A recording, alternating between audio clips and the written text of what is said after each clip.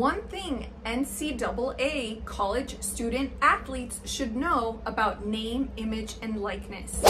Hey everybody, my name is Marcella Dominguez. I have been an intellectual property lawyer for over 10 years now. You can see the playlist that I've created by clicking here. You will learn a lot about branding on this channel. So what is the one thing that I would tell NCAA student athletes about a name, image, and likeness? I would tell them that they really need to research the trademark process a lot more. So why would I tell them that? Well, name, image, and likeness basically equates to a brand, which essentially equates to a trademark. You see, as a player that's really interested in acquiring endorsements or sponsorships or being the face of a new product or a new service, that is them using your name, image, and likeness. It is them using your brand. But lots of athletes don't really think about a trademark and how that actually applies to someone using your name, image, and likeness. They don't really think about it until the opportunity is in front of them. And so if I could give you my number one tip, I would say you need to start thinking about how to protect your brand, protect your name, image, and likeness before you start getting approached or before you start seeking these opportunities. You see, a trademark is a way to protect a brand. I'm sure you're very familiar with these brands like Nike, Adidas, Puma, and the list goes on for athletic wear. You're very familiar with those, and I'm sure you've seen the circle R symbol next to logos and names associated with a lot of these athletic brands. So you are no different when you see Michael Jordan or Jordans, or when you see Kobe Bryant, or if you see Ronaldo or any of these professional athletes that you have grown to recognize. They all have registered trademarks, either for their name or for the brands that they have created. But we are talking about brands in terms of you, your persona. So that would be the Kobe Bryant, the Michael Jordan, the Ronaldo. They have registered trademarks, and I want to show you what that looks like on the trademark portal. Here we go. Kobe Bryant on the trademark electronic search system yields so many results. Some registrations are dead and some are live. Here you will also see some of his most popular trademarks related to Mamba.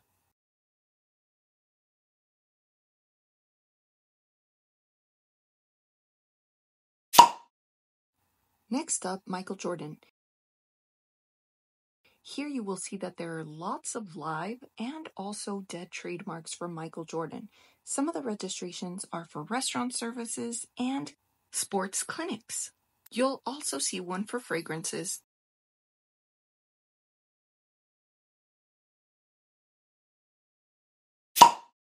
Now let's do a lookup for Air Jordans. If you do a lookup for Air Jordans, you'll see that there are lots of registrations for footwear, apparel, shirts, pants, shorts, and those are mainly owned by the Nike Corporation. Now, if we look up Cristiano Ronaldo, we will also see lots of different registrations in the areas of sports equipment, namely sports balls, soccer balls, entertainment in the nature of ongoing digital television entertainment, clothing, and soaps. We will also see business organizations and administration related to soccer. Lots of these trademarks being owned by different businesses, of which Ronaldo is a part. And just to give you an idea of how lucrative sponsorships can be, Stephen Curry and Under Armour signed a deal worth $215 million in 2014. In 2007, Tiger Woods signed a 5-year sponsorship deal with Gatorade worth approximately $100 million. Kobe Bryant and Nike entered into a deal worth $40 million in 2003. So moving forward, think about how protecting your brand will be relevant to the future licensing opportunities that you hope will present themselves, or the opportunities you will be seeking. Even if you don't end up getting endorsements or sponsorships or licensing your brand, it is smart to set up your trademark in the event that you wanted to start a business. So if you don't see your future in the NCAA, then you can still use the trademark and the brand that you've created in association with other goods or services that don't necessarily relate to sports. In the end, protecting your brand with a trademark is a business play, and it's a business play for those that want to set themselves up for financial opportunities. Intellectual property doesn't sound fun, but it's extremely beneficial and it can prove to be extremely lucrative. So you need to start thinking like that. If that is the position that you want to grow to be in, perhaps it is a good investment for you to protect your brand with a trademark and license it, or enter into agreements once you have your brand protected. Protecting your brand means that you will be able to leverage the registration that you have and the protection over your brand to be able to send cease and desist letters to people who use your brand illegally. So what does that look like in practice? It could mean that somebody is using your name and putting it on a particular product. They could be putting it on a particular website.